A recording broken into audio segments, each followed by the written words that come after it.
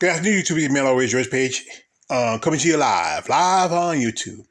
As you know, I'm a fan of WMA, and I owe that to my brother and my uh,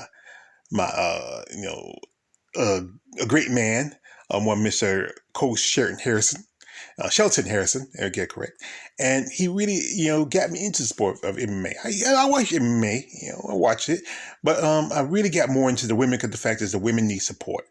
And it's a sport that is it anything? It is a masculine sport. But the thing is that these women, these ladies need the attention. As you know, Invicta is the only company which promotes women in mixed martial arts. It's solely been the last few years a company that dedicated to the women to WMMA, and it's run by a lady who I have a lot of respect to, Miss Shannon Knapp. Now, as you know, I did a video where Invicta has moved from under the behest of the UFC and got on their own, and they're doing pretty good. But this week, they're going to have a pay-per-view event, the first pay-per-view event for Invicta. And like I said, I'm keeping my fingers crossed. I hope they get some success off of this. I mean, it's a countdown. It's going to Invicta Invicta FC 44. And this is for some vacated titles. And the main event is going to be between Emily Cote and Danielle Taylor. And also the co-main event is for the vacated bantamweight title. And that is between Lisa Verazan, the battle queen, it's called a battle angel, and with one of my favorite ladies, one Miss Tanisha Triple Threat Tennant. And Dakota and Taylor are fighting for the vacated strawweight title, and they're fighting for the vacated bantamweight title. And the thing about this is a special event. This is two black women are fighting for titles. I mean, and being main event and co-main event. I know that people don't like this. We talk about this. People say this is not about race, but to us, it's about a race. Black women there's so few black women in sport MMA, and this is why I want to talk to this. Now, anyway, this is a list that was given to me by one of the competitors for the show, Katie Perez, and this was the list at the time, but the list kind of changed. There were some competitors who had to drop out for whatever reason, and others with some other issues. And the lineup was originally going to be for the prelims was going to be the first prelim, which is which is going to be on. You check out the prelims. The prelims is going to be shown on Invicta's YouTube channel. So I'm gonna put that in the description. Check it out. Support these ladies, as you know. And this is going to be like 4 fights in the prelims. And the first fight is between Colin Chandler and Kayla Yontef or Utef. I don't want to say a name. This is more going to be a debut for both these fighters. And, they were fighting in 145, and these are the big girls. And what I know about Kayla, she trains with Jackson Wink. Ooh, the evil Jackson Wink. I wish the best of luck for her. I'm not a fan of Jackson Wink. They put up some good fighters, but some fighters don't have some really good luck. But some, like Arlene Blanco's kind of rebounded. And, Holly Holmes, she's supposed to be fighting sometime soon. And, this is a, big opportunity, making her pro debut at 145. And that's 145, the UFC need to go to their 145 division. Definitely, they need to go to that 145 division UFC, because Bellator is the better one. And Invictus is pretty good. They have pretty good, but they're stacking the chips. Now, also is a lady who I reached out to, who, she's from my home state of North Carolina, and that is one Miss Katie Perez. And she's also, this is going to be her second fight in Invicta. And she will be up against Natalie Salcido. If I got her name wrong, I'm sorry. I want to get correct. And this is going to be her debut.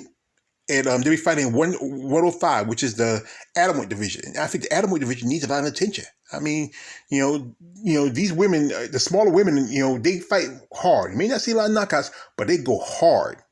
And as I said again, with Katie Perez, Miss Perez, she fought on the UFC a while back, part of the Invicta's Phoenix series, which was for the atomweight division, and she fought against the Demzo Lindsay Van Zant.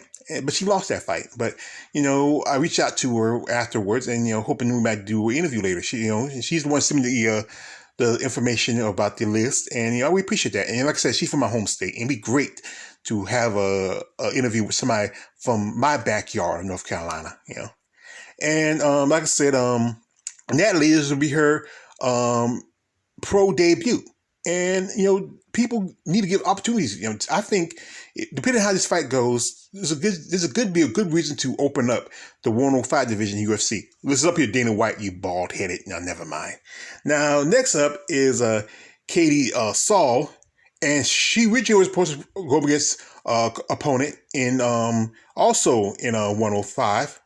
And that was Monique Andrea, Andrea, if I got the name right. And the problem was that Monique couldn't make it because of visa issues. She lives in Brazil, and that's tough for a lot of fighters. That's why I said that some fighters need to, if you're going to commit to this sport, especially where I know there's a lot of MMA in Brazil, because it's very popular there, and and it's. But when you're going to come like for bigger companies like UFC or Invicta or Bellator, you need to have your feet on the ground here in the United States. But like I said, but anyway, Invicta will find her opponent. So she's going up against Marissa Macer Blanchina. And what I learned about her, she also has fought under Invicta for quite some time. And also Katie has fought under Invicta. She has at least as a featherweight. I mean, I'm sorry, as an atomweight, she has quite a few bouts on the Invicta card. She's been not doing too good after she took some back-to-back losses, but she still has a upcoming future. And with Marissa, she's been wild. Her last time she fought was doing the atomweight series for Invicta. That was she got this far. She won in the final in the opening in the beginning. I think it was the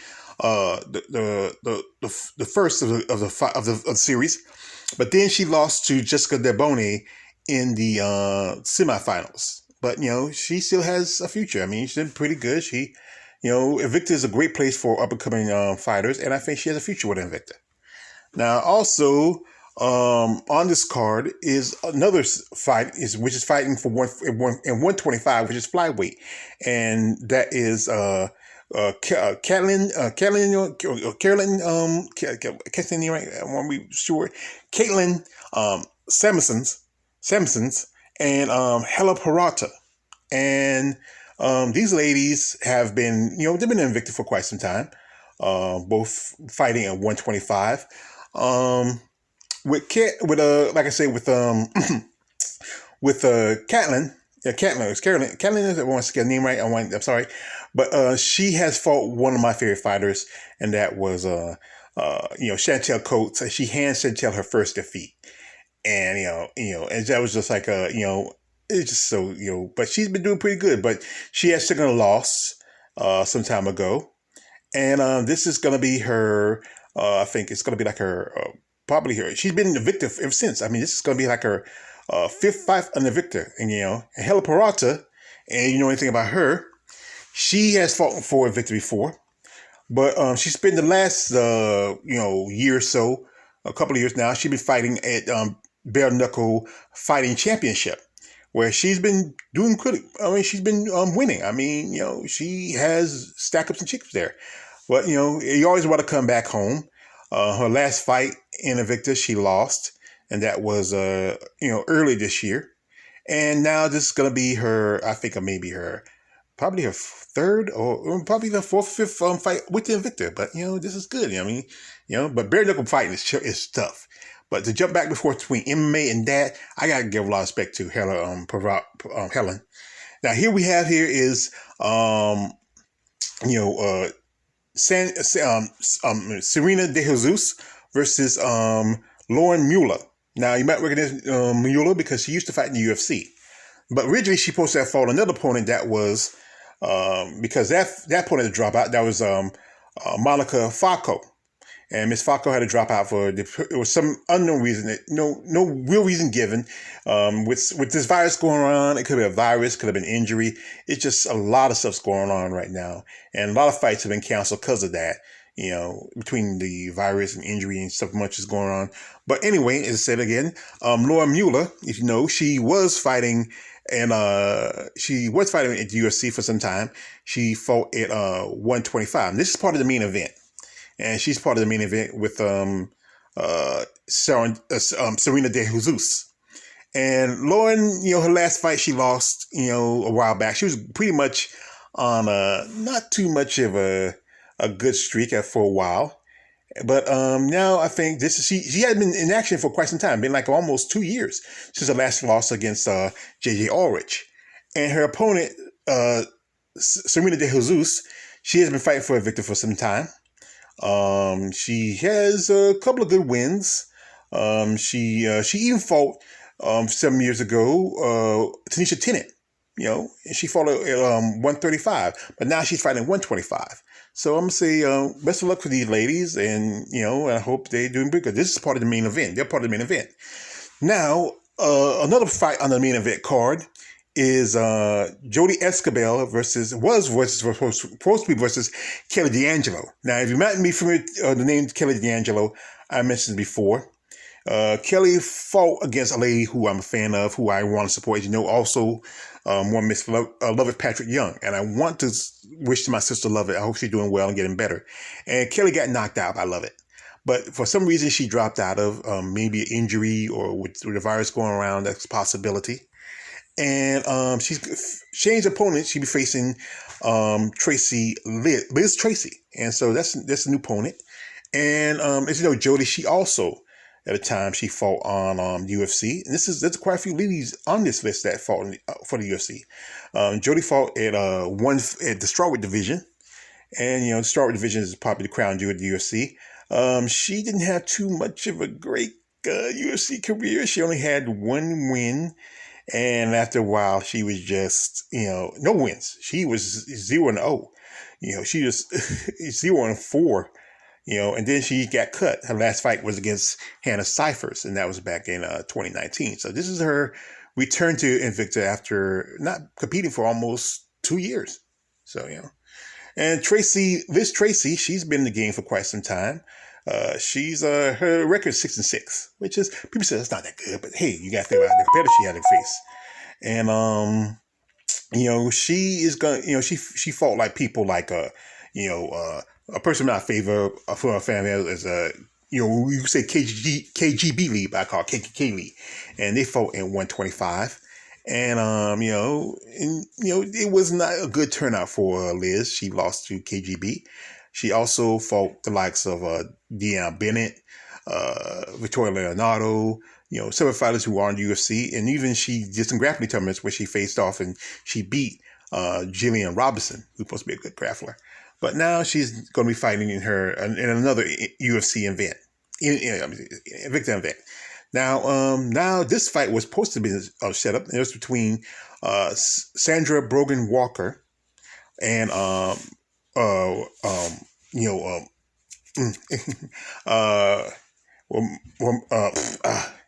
know her name. Let me get her name right before I forget about it. This fight was set up in the excuse me, take two. And it's supposed to be Marara Barella. I want to get her name right. I talked about before. She was in the UFC for a time. She's another former UFC fighter who's now fighting Invicta, and they're fighting at 125.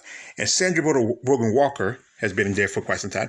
But the problem was that Mara had to drop out because of one thing I keep saying this: fighters who fight here need to put their boots on the ground here, and that is, to fight here in the US. And she lives in Italy. And the thing is, her last fight was against Marara Silva Breno. Was it Mara? Got her name wrong. I'm sorry. And she lost that fight. And then she got cut by the UFC. And the thing is, she lives back in Italy, I believe. I thought she lived here in the States, but the problem was she can't make the fight with Brogan Walker Sanchez because of a visa issue. And the thing I'm gonna say is this: how she get that case? How she beat that case? You all know about the story about Mara Barrero Romero. Mara Romero Barrero, and that's just debate. And she's back in Italy, and I'm wondering. I'd be like, I don't know. If you snitched, I think the last thing you want to do is be back at home. But, and also, Sandra Bogue Walker, she has a new opponent, is Jamie Lee King. King. And, this is a new opponent for her, because of Mara couldn't make it because of her visual issues. And Sandra Bogue Walker, she'd been in with the Invicta for quite some time. She has fought in 125. She has faced off some, pretty good opponents. She's one of the few women to have a win over Miranda Maverick. As you know, last time Miranda fought, they cheated her. The judges did, and she has a loss, but it's not a real loss to me. It was cheated. It was a judge loss. But she also fought against the likes of Pearl Gonzalez, Deanna Bennett, and she was on the way to climb up to have a shot for the title, but she missed the opportunity. But now, maybe with this fight, there's a good chance she might, give a shot at the title. You never know. They do have a champion at 125, and that is Karina Rodriguez. I want to be sorry. I know my man Coach be mad at me for messing up some girl's name, but there's a good chance that she might get a shot at the title. Now they got a new champion. Now, as you know, Emily King, she fought originally at 115 and about 105. And she fought against a person I'm not a fan of, and that is Kay Hansen. And she also fought former boxer turned MMA fighter Ava Knight. So she's been with Invicta for quite some time now. She has a good pedigree. Now, next up is the co-main event, and that is between Battle Angel Lisa Verizon and Lorenzo. I got a name around. I'm gonna say Lisa, the Battle Angel, and against my lady who I'm a fan of, and that is Tanisha Triple Threat Tennant.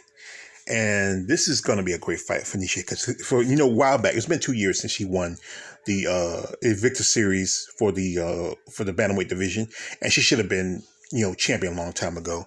And she took that side step where she was picked up for the contender, and then we all know what happened. It was the kind of like the MMA equivalent of the Calgary screw job what happened to Bret Hart. We fought Shawn Michaels, and she supposed to have been in the UFC a long time ago, but the problem is UFC, they look at your complexion over your content.